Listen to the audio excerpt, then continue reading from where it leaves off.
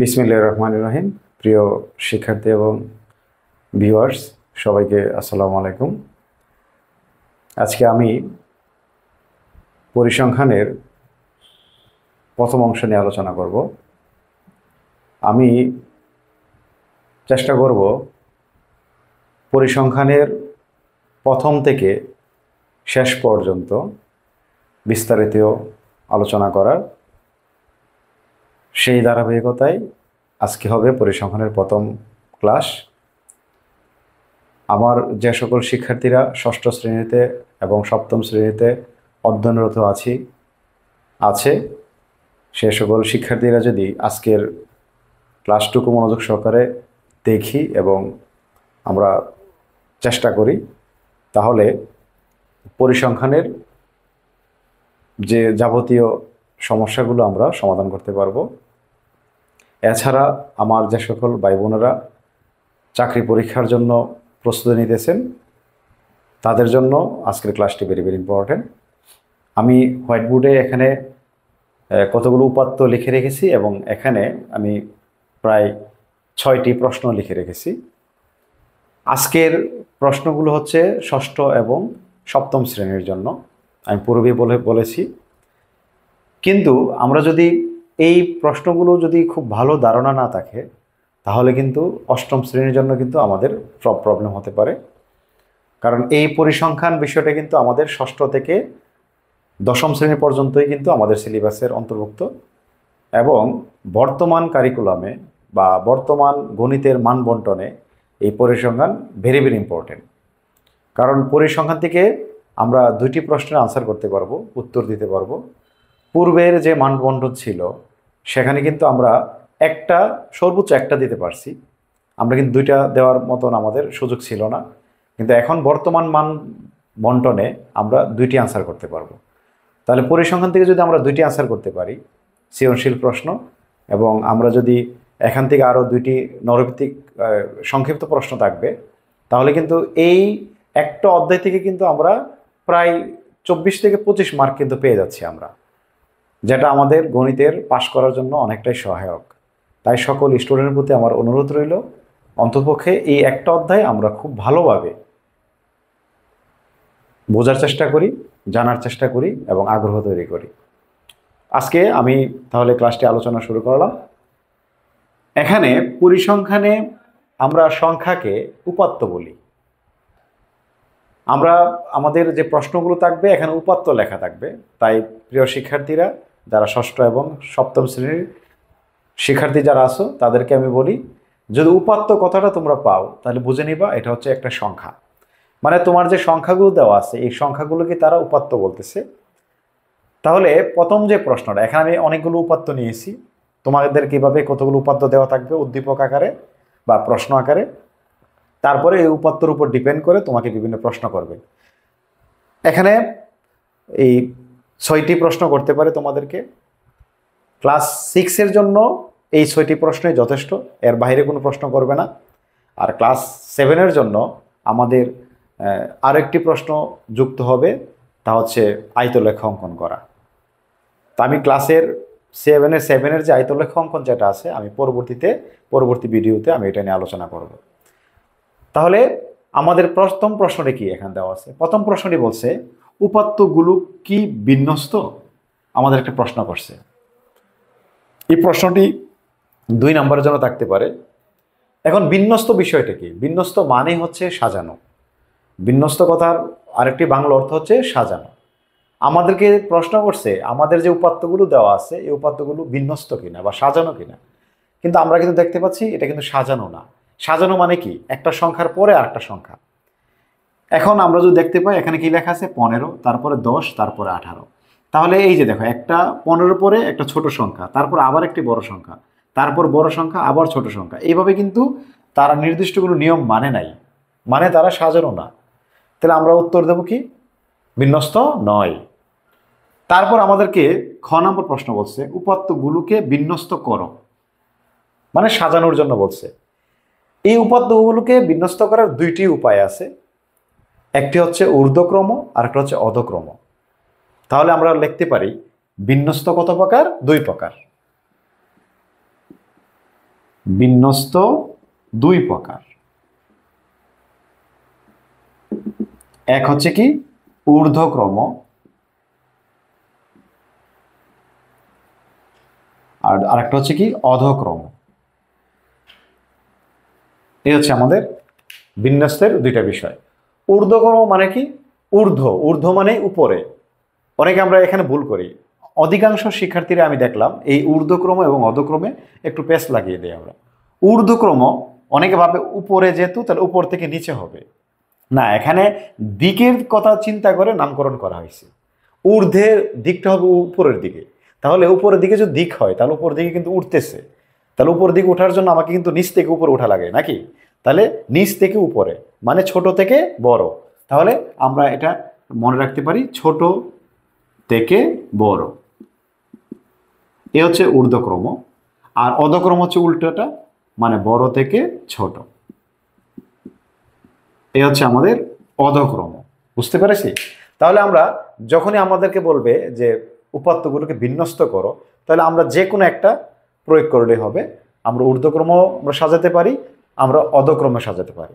কিন্তু আমাদেরকে যদি স্পষ্ট করে বলতো উপাত্তগুলোকে ঊর্ধ্বক্রমে সাজাও, তাহলে কিন্তু ঊর্ধ্বক্রমে সাজাতে হবে। যদি বলে অধক্রমে সাজাও, তাহলে কিন্তু আমাদেরকে অধক্রমে সাজাতে হবে। আর যদি বলে সাজাও বা বিন্যস্ত করো, তাহলে আমরা যে কোনো একটাকে আমরা চুজ করতে পারি। বুঝতে পেরেছি কি না আমরা? তাহলে এখন আমরা ঊর্ধ্বক্রমে সাজাবো। তো ঊর্ধ্বক্রম মানে কি? ছোট থেকে বড়। আর অধক্রম মানে হচ্ছে বড় থেকে ছোট। এই দুইটা কথা কিন্তু আমাদের মনে রাখতে হবে।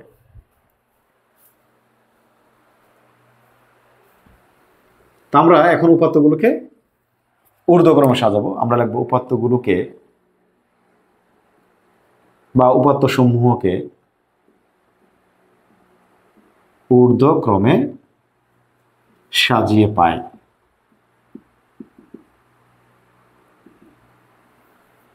ঊর্ধ্বক্রমে সাজিয়ে পাই। এখন ঊর্ধ্বক্রমে সাজানোর জন্য আমরা একটা সাহায্য নিতে পারি, কারণ এখানে থেকে যদি আমরা ধরে ধরে কাজ করি তাহলে কিন্তু আমরা আমাদের পেস লেগে যায়। কথা বুঝতে পারছি? তাহলে আমি একটা টেকনিক আমি তোমাদেরকে শিখিয়ে দিই, তোমরা এই বিষয়টা ইউজ করবা, তাহলে কাজে লাগবে। তোমরা রাফ খাতায় যে সংখ্যাগুলো দেওয়া আছে সংখ্যাগুলো তুলে ফেলবা। মনে করো সংখ্যা দেওয়া আছে 15, 10, 18, 20, 11, 16, 13, 17, 15, তারপরে 10, 11, 18, 16, 20, তারপর হচ্ছে কত 15, 12, 14 আর হচ্ছে 15। একটু গণে দেখি আমরা কয়টা। 1, 2, 3, 4, 5, 6, 7, 8, 9, 10, 11, 12, 13, 14, 15, 16, 17, 18। 18টা আছে কিনা? 1, 2, 3, 4, 5, 6, 7, 8, 9, 10, 11, 12, 13, 14, 15, 16, 17, 18। একটু চেক করে নিতে হবে, কারণ একটা ছোট একটা কম বেশি হলে কিন্তু আমাদের অঙ্ক কাটা যাবে, অঙ্ক সঠিক হবে না। আমরা লিখে ফেললাম। এখন আমার কাজ হচ্ছে আমরা এভাবে রাফ খাতায় তোলার পর, রাফ খাতায় কিন্তু তুলবো, মূল খাতায় না। রাফ খাতায় তোলার পরে আমরা যেহেতু আমাদের দেখবো এখানে সবচেয়ে ছোট সংখ্যা কোনটা, আমরা একটু খুঁজে দেখি সবচেয়ে ছোট 10। 10-এর চেয়ে ছোট আছে কিনা? নাই। তাহলে 10 ছোট নাকি? তো দেখবো 10 কয়টা আছে? একটা, তারপরে আছে এই এখানে একটা, দুইটা, এই দুইটাই আছে নাকি? তাহলে আমরা মূল খাতায়, এই যে ঊর্ধ্বক্রমে লিখছি না, তোমরা মূল খাতায়, আচ্ছা আমি আবারও লিখি, ঊর্ধ্বক্রমে সাজাই, ঊর্ধ্বক্রমে সাজিয়ে পাই, সাজিয়ে পাই। তো 10 কয়টা আছে? দুইটা। এই 10 দুইটা লিখে ফেললাম।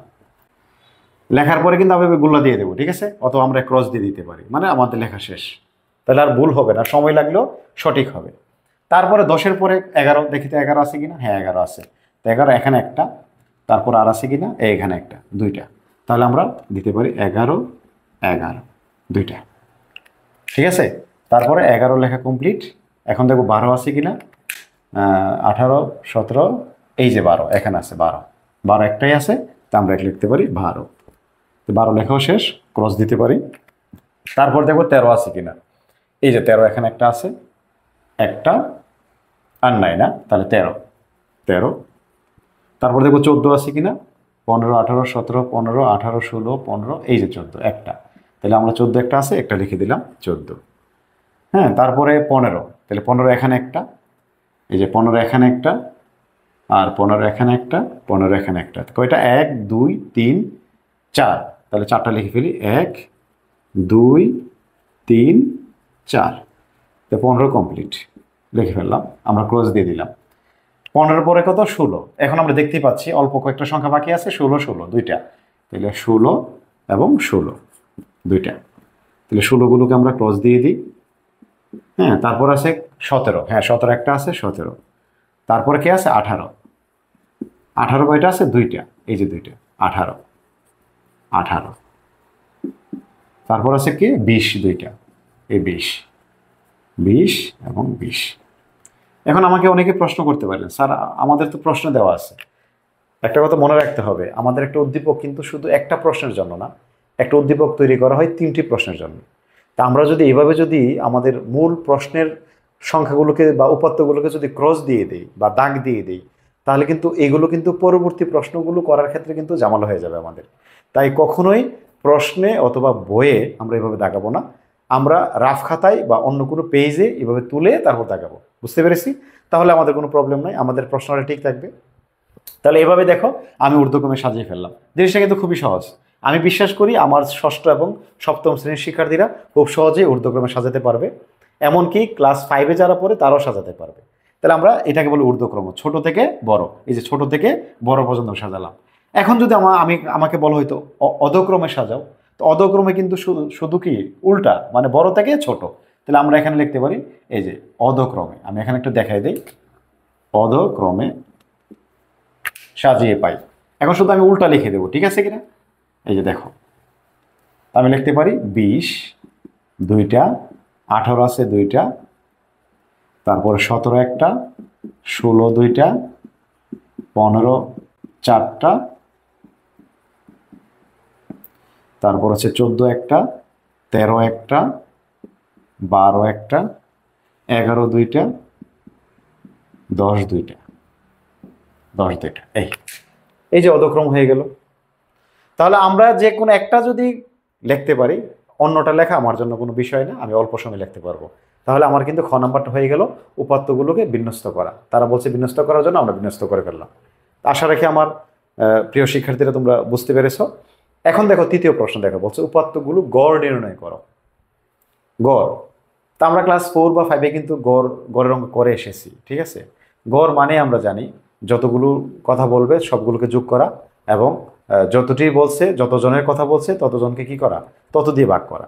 আমরা প্রায় সময় পাটিগণিতে কিছু অঙ্ক আছে এইভাবে করা হয়েছে, যে জামিল 5টি, করিম 3টি এবং রহিম 10টি আম কুড়িয়ে পেয়েছে, এখন তারা সমানভাবে নিতে চায়। তখন আমরা অঙ্কগুলো কীভাবে করেছিলাম? জামিল, করিম এবং এই যে রহিমের যে আমগুলো আছে সবগুলো যোগ করেছি, যোগ করে যে তারা 3জন সমানভাবে নেবে, 3 দ্বারা ভাগ করে ফেলছে, ঠিক আছে কিনা? ঠিক গড়ের কনসেপ্টটা এটাই। আমাদের উপাত্তগুলো গড় বের করতে বলছে, আমাদের যতগুলো উপাত্ত আছে সবগুলোকে আমরা যোগ করব। যোগ করে যতটি উপাত্ত আছে তত দ্বারা কি করে দেব? ভাগ করে দেব। তাহলে আমরা ঘ নম্বর প্রশ্নটা যদি আসে তাহলে আমরা কিভাবে করব আমরা একটু লিখি। প্রথমে আমরা লিখব উপাত্ত সমূহের যোগফল, উপাত্ত সমূহের অথবা উপাত্তগুলোর যোগফল। তারপর সমান চিহ্ন দিয়ে আমরা যোগ করে ফেলি। 15 যোগ 10 যোগ 18 যোগ 20 যোগ 11 যোগ 16 যোগ 13 যোগ 17 যোগ 15 যোগ 10 যোগ 11 যোগ 18 যোগ 16 যোগ 20 যোগ 15 যোগ 12 যোগ তারপরে 14 যোগ 15 সমান। এখন আমরা যোগ করি, আমরা দেখি আমাদের যোগফল কত আসে। আমাদের প্রথম আছে 15 যোগ 10 যোগ 18 যোগ 20 যোগ 11 যোগ তারপরে আছে 16 যোগ 13 17 13 17 তার 15 10 11 18 তারপর 16 20 15 12 তারপর 14 এবং 15 যোগফল হয় 266। আমরা লিখে দিলাম 266। অবশ্যই তোমরা ক্যালকুলেটরের যোগগুলো করবা এবং চেষ্টা করবা ধীরে স্থিরে করার জন্য, তাড়াহুড়ো অবশ্যই করবো না।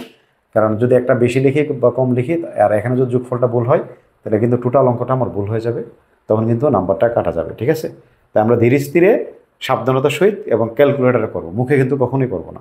কারণ মুখে এতগুলো করতে গেলে আমাদের ভুল হবে, প্লাস সময় বেশি যাবে।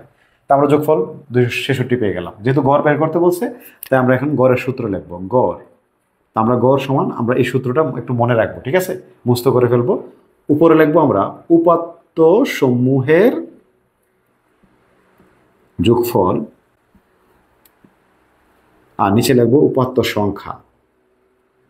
উপাত্ত সংখ্যা। এখন উপাত্ত সমূহের যোগফল আমরা কত পেয়েছি? 266। আর উপাত্ত সংখ্যা কয়টা ছিল আমাদের? 18টি, নাকি? এখন আমরা 266কে 18 দ্বারা ভাগ করব। 18, তাহলে পাই 14.77। আমরা লিখতে পারি 14.77। এটি আমাদের উত্তর, এটি আমাদের গড়। বুঝতে পেরেছি আমরা? তাহলে এইভাবে আমাদের যদি উপাত্তগুলোর গড় বের করতে বলে, আমাদের যে উপাত্তগুলো দেওয়া থাকবে সবগুলোকে যোগ করে ফেলবো আমরা। তারপরে এই যে সূত্রটা মনে রাখবো, উপর হচ্ছে উপাত্ত সমূহের যোগফল, নিচে হচ্ছে উপাত্ত সংখ্যা। উপাত্ত সমূহের যোগফল যা পাইছে আমরা উপরে লিখবো, আর উপাত্ত সংখ্যা গণে দেখবো এখানে কয়টা আছে, গণে আমরা এখানে লিখে দেবো, তারপর ভাগ করে যা হবে তাই হবে আমাদের উত্তর। বুঝতে পেরেছি আমরা? এই হচ্ছে বিষয়টা।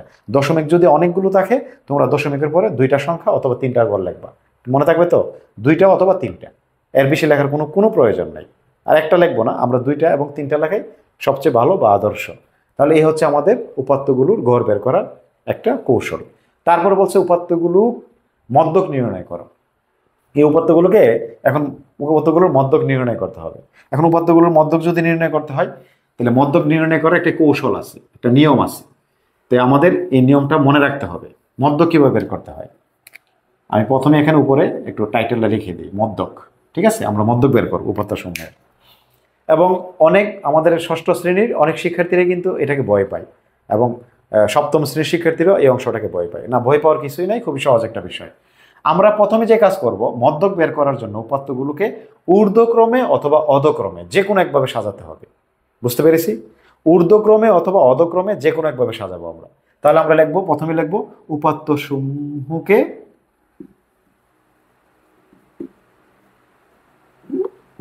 সমূহকে ঊর্ধ্বক্রমে সাজিয়ে পাই। আমরা ঊর্ধ্বক্রমে সাজাবো, নাকি? তাহলে আমরা জানি সবচেয়ে ছোট 10 ছিল কয়টা? 2টা। তারপরে ছিল 11, নাকি? 11 ছিল 2টা, 12 একটা ছিল, 13 একটা ছিল, 14 একটা ছিল, 15 ছিল 4টা, 2, 3, 4। আমাদের 16 ছিল 2টা, 16, 17 ছিল একটা, 18 ছিল 2টা, এবং 20 ছিল 2টা। এই মনে ছিল আমাদের, নাকি? একটু গণে দেখি তো। 1, 2, 3, 4, 5, 6, 7, 8, 9, 10, 11, 12, 13, 14, 15, 16, 17, 18। হ্যাঁ, ঠিক আছে। এখন আমাদের যে মূল বিষয়টা, আমাদের তো বলছে মদ্যক নির্ণয় করতে। তাই মদ্যক নির্ণয় করার জন্য প্রথম কাজটা কি? তাদেরকে সাজানো ঊর্ধ্বক্রমে অথবা অধক্রমে। এখন তোমার কাজ হচ্ছে উভয় পাশ থেকে, প্রথম থেকে এবং শেষ থেকে সমান সমান করে 2টি করে সংখ্যা বা 3টি করে সমান করে সংখ্যাগুলো কি করা? বাদ দেওয়া, মানে দাগ দেওয়া। আমি প্রথম কি করলাম? প্রথম 3টার নিচে দাগ দিলাম, এই পেছন থেকে 3টা নিচে দাগ দিলাম, শেষ থেকে। বুঝতে পারছি কিনা? আবার এখানে আমি আরো 2টা অ্যাড করলাম, এখানে আমরা 2টা অ্যাড করলাম, ঠিক আছে? তারপর আরো 2টা অ্যাড করলাম, এখানে আমরা এখানে এই দিক থেকে আরো 2টা বাদ দিয়ে দিলাম অথবা দাগ দিয়ে দিলাম। এভাবে দাগ দিতে দিতে শর্ত হচ্ছে মধ্যে 2টি অথবা 1টি রাখতে হবে। মধ্যে কিন্তু আমাদের 2টি অথবা 1টি রাখতে হবে। বুঝতে পেরেছি কিনা? 2টি অথবা 1টি, 1টি হলে সবচেয়ে ভালো, আর অবশ্যই 2টি রাখতে হবে। 1টির কম রাখা যাবে না, মানে নাই স্যার দুনো দিক থেকে আমি সমান করে বাদ দিতে দিতে শেষ করে ফেললাম, মধ্যে কোনো দাগ মানে বাকি আর কিছু রইল না, তাহলে কিন্তু হবে না। তুমি উভয় পাশ থেকে বাদ দিবা একটা একটা করে, বা এখানে এদিক মানে শেষ থেকে 2টা বাদ দিলে প্রথম থেকে 2টা বাদ দিবা, শেষ থেকে 5টা বাদ দিলে তুমি প্রথম থেকে 5টা বাদ দিবা। এভাবে বাদ দিতে দিতে তুমি মধ্যের বিষয়টা মনে রাখবা, একটা অথবা 2টি রাখা। তাহলে আমরা এখন যদি 2টি বাদ দিয়ে দিই, তাহলে এখানে 2টি বাদ যাবে, তাহলে কিন্তু কিছুই রইল না, নাকি? তাহলে আমরা তো বলছিলাম কিছু একটা রাখতে হবে, 2টা অথবা 1টা। তা আমরা এখান থেকে 1টা বাদ দিতে পারি, আর এখান থেকে আমরা 1টা বাদ দিতে পারি। বোঝা গেছে কিনা? তাহলে রয়ে গেল কয়টা? 2টা। তাহলে এখানে একটা রইল 15, আর এখানে রইল কত? 15। যে সংখ্যাগুলো মধ্যে রয়ে যাবে বাদ দেওয়ার পরে দুইটি অথবা একটি, তাদের কিভাবে তুমি গোল চিহ্ন দিয়ে দিবা। এখন দুইটি থাকলে মদ্যক বের করার নিয়মটা দেখো। তখন মদ্যক হবে মদ্যক সমান যে দুইটি আছে এই দুটিকে আমরা উপরে যোগ করব আর 2 দ্বারা ভাগ করব। বুঝতে পেরেছি কিনা? আমরা উভয় পাশ থেকে সমান সমান করে বাদ দেওয়ার পরে বা নিচে দাগ দেওয়ার পরে মধ্যে যে দুইটি থাকলো, যদি দুইটি থাকে সেক্ষেত্রে এই দুইটিকে উপরে যোগ করব, নিচে 2 দ্বারা ভাগ করব। এইভাবে একটা দাগ দিয়ে উপরে তাদেরকে যোগ করব আর নিচে 2 দিব। ঠিক আছে কিনা? তাহলে 15 আর 15 যোগ করলে কত হয়? 30। আর নিচে কত? 2। 2 দ্বারা যদি 30কে ভাগ করি কত হবে? 15 হবে। এই হচ্ছে মদ্যক। আচ্ছা, এমন তো হতে পারতো স্যার মধ্যে একটা উদাহরণ আমি দেখাই তোমাদেরকে। মনে করো তোমার, এখানে আমি একটু পাশে লিখে দিই। মনে করো তোমার আছে কত? 3, 7, তারপরে 9, 12 আর 15। একটু এক্সাম্পলটা দেখো। এখন আমি প্রথম থেকে কয়টা বাদ দিলাম? 2টা বাদ দিলাম। পেছন থেকে আমি 2টা বাদ দিলাম। মধ্যে আছে কয়টা? একটা। তাহলে মধ্যে আছে কিন্তু 9, এই যে 9। তাহলে মদ্যক হবে এই 9। একটা যদি থাকে তাহলে এটাই মদ্যক, কিন্তু যদি 2টা থাকে তাহলে 2টাকে যোগ করে 2 দ্বারা ভাগ করে যা হবে তা হচ্ছে মদ্যক। বুঝতে পারছি কিনা? তাহলে মদ্যকের বিষয় কিন্তু দুইটা বিষয় আমাকে মাথায় রাখতে হবে। আমি সাজানোর পর আমার অভিপাশ থেকে বাদ দেওয়ার পরে মধ্যে যদি 2টা বাকি থাকে তাহলে 2টাকে যোগ করে 2 দ্বারা ভাগ করব, তাহলে তাই হবে মদ্যক। আর যদি একটা বাকি থাকে, তাহলে একটা যে আছে এটাই হবে মদ্যক। তাহলে পারবো তো আমরা? তাহলে এই গেল মদ্যকের বিষয়টা। তারপরে দেখো কি আছে? উপাত্তগুলোর প্রচুরক নির্ণয় করো। প্রচুরক। এখন প্রচুরক বিষয়টা কি? খুব সহজ একটা জিনিস। প্রচুরক বিষয়টা হচ্ছে তোমার উপাত্তগুলোর মধ্যে, এই যে প্রচুরক, আমি যদি প্রথমে একটু এই যে শব্দটা নিয়ে যদি একটু আলোচনা করি, প্রচুরক, এই যে প্রচুরক থেকে যদি আমি ক বাদ দিয়ে দিই তাহলে কি? প্রচুর। আর প্রচুর মানে কি? অধিক, বেশি, নাকি?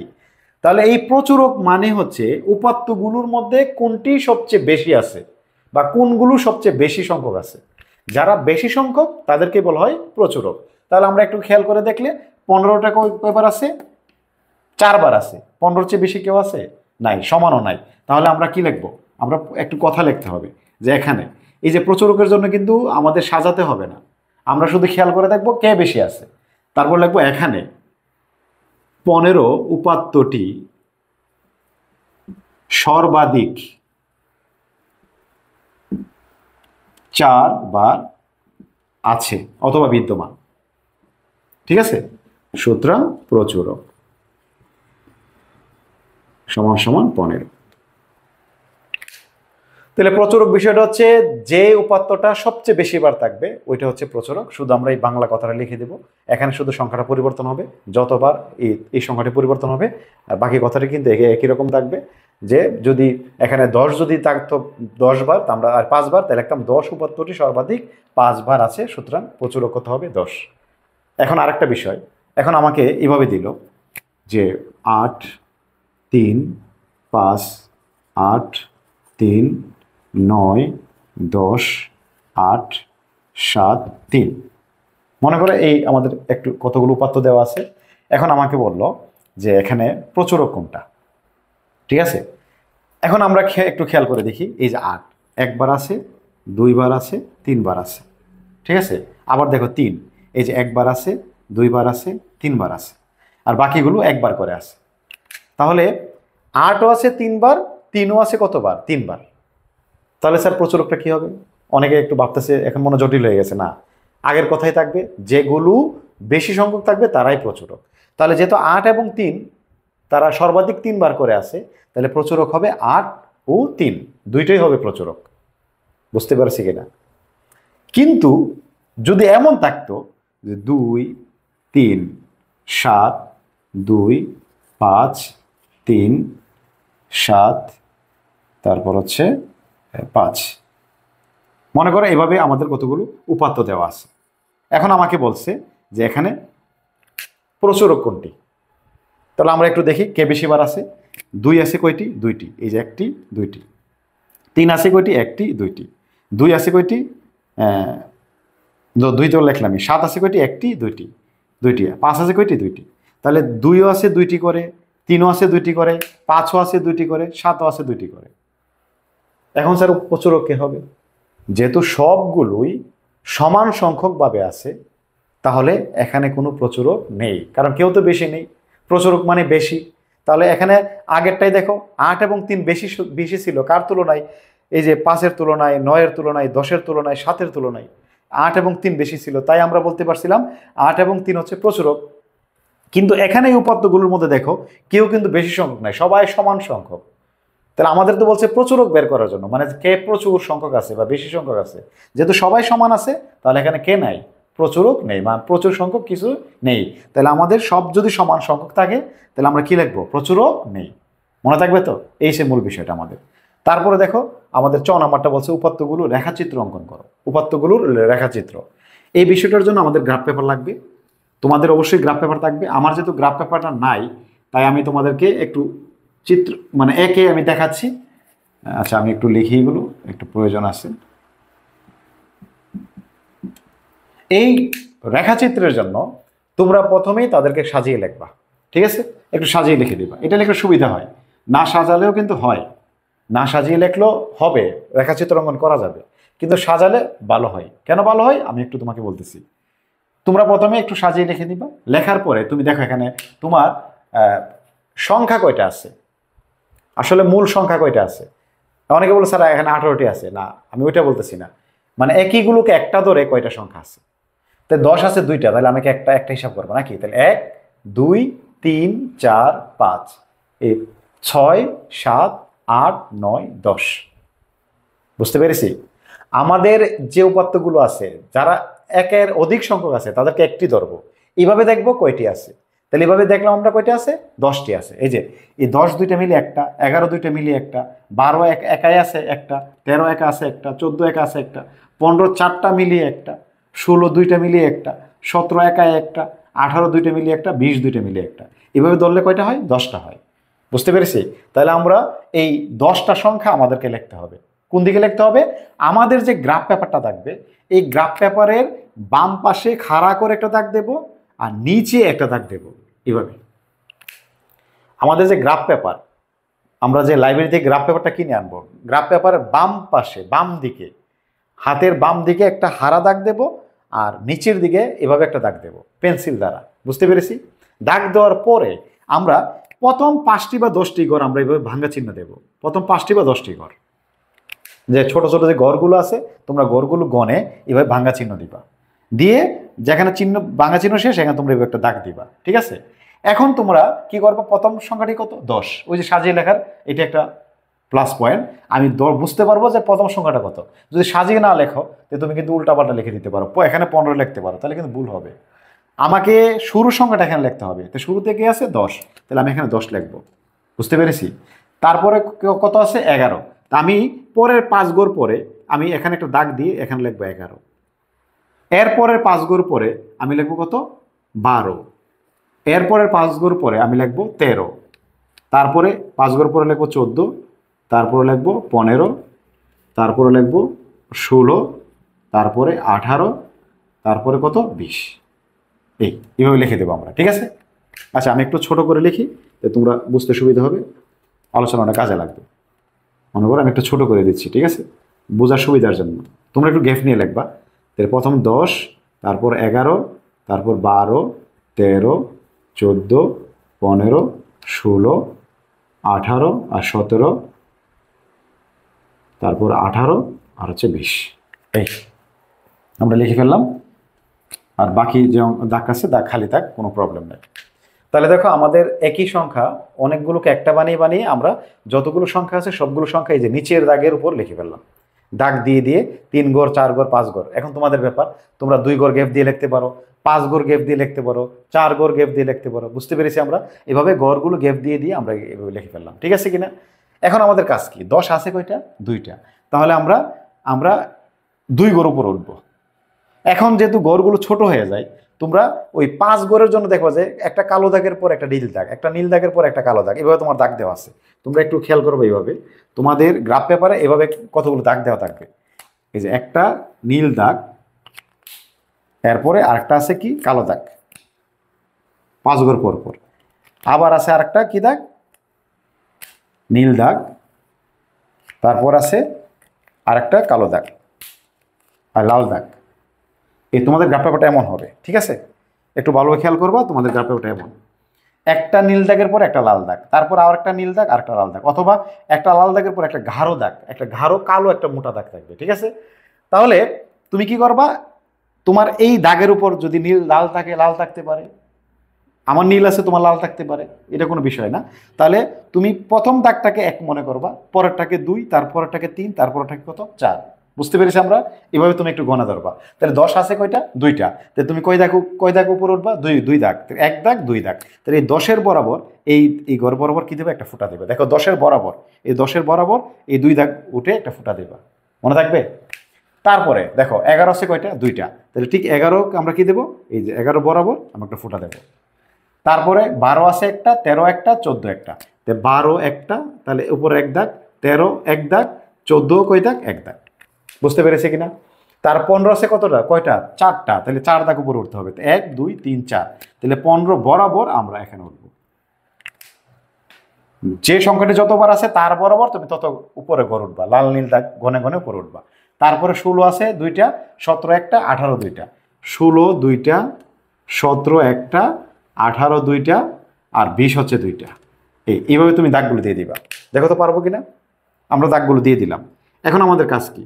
এখন আমাদের কাজ হচ্ছে এই যে দাগ ফুটাগুলো গুলগুলো দিয়ে দিয়েছি আমরা, বিন্দুগুলো যে দিয়েছি, এই বিন্দুগুলো আমরা একটার সাথে একটা যোগ করে ফেলবো। দেখো প্রথমটার সাথে পরেরটা, এভাবে একটার পর একটা। আবার এমন না কিন্তু যে ওই উপরে 2টার সাথে মিলাবো না। দেখো প্রথম 10-এর দাগের সাথে 11 ফুটাটা বিন্দুটা, 11 বিন্দুর সাথে 12 বিন্দু, 12 বিন্দুর সাথে 13 বিন্দু, 13 বিন্দুর সাথে 14 বিন্দু, এইভাবে। তাহলে আমরা এই যে এইটা এভাবে হাতে, এই স্কেলে না কিন্তু, ঠিক আছে, হাতে হবে। এভাবে তোমাদের একটা দাগ আসবে, ঠিক আছে? এই আমার কালিগুলো একটু হালকা মনে হচ্ছে, তাই আমি রিপিট দিতেছি। এই এই এখানে দাগগুলো আছে, আমি একটু মোটা করে দিই, তাই তোমাদের বুঝতে সুবিধা হবে। এই যে চিত্রটা পেলাম, এটাই হচ্ছে রেখাচিত্র। এই কাজটা কিন্তু তোমরা গণিতের খাতায় করতে পারবো না, গ্রাফ পেপারে করতে হবে। বুঝতে পেরেছি? তো এই হচ্ছে আমাদের রেখাচিত্র। আমাদের রেখাচিত্রের জন্য আমাদের এতগুলো উপাত্ত দেওয়া থাকবে না, আমাদের অল্প কয়েকটা দেওয়া থাকবে। এটা যেটা তোমাদের জন্য সুবিধা হবে বা সহজ হবে, এবং খুব অল্প জায়গাতে তোমরা করে নিতে পারবা। বুঝতে পেরেছি? তাহলে এই হচ্ছে আমাদের আজকের পরিসংখ্যানের মোটামুটি আলোচনা, যে আলোচনাটুকু আমার ষষ্ঠ শ্রেণীর এবং সপ্তম শ্রেণীর শিক্ষার্থীদের জন্য অনেকটাই সহায়ক হবে। ইনশাল্লাহ আগামী পরিসংখ্যানের ক্লাসে আমি সপ্তম এবং অষ্টম শ্রেণীর ভেরি ভেরি ইম্পর্টেন্ট যে বিষয়গুলো আছে বা অধ্যয়নের বা সিলেবাসের যে বিষয়বস্তুগুলো আছে, ওইগুলো নিয়ে আমরা আলোচনা করব। সে পর্যন্ত আমরা সুস্থ এবং ভালো থাকি। আল্লাহ তাআলা সবাইকে ভালো রাখুক এবং হেফাজতে রাখুক, সেই দোয়া বা সেই আশা কামনা করে ব্যক্ত করে আজকে এখানে বিদায় নিলাম। আল্লাহ হাফিজ।